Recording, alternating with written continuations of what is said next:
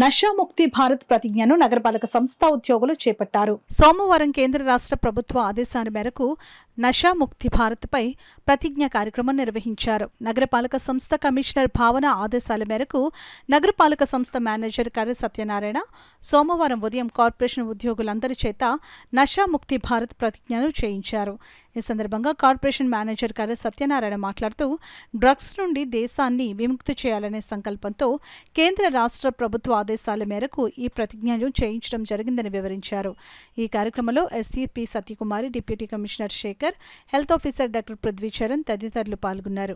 ప్రభుత్వ ఆదేశానుసారం ఈరోజు మన కార్పొరేషన్లోని స్టాఫ్ అందరి చేత డ్రగ్ ఫ్రీ గురించి ప్లెడ్జ్ చేయమన్నారు. ఆ విధంగానే మన ఆంధ్రప్రదేశ్లోని, మన కాకినాడ జిల్లాలోని, మన కాకినాడలోని యూత్ అందరి చేత కూడా ఈ డ్రగ్ ఫ్రీ గురించి నషాముక్త్ భారత్ అభియాన్ ప్లెడ్జ్ తీసుకోవడం జరిగింది. ఇది ప్రభుత్వాధికారులు చేయడం జరిగింది.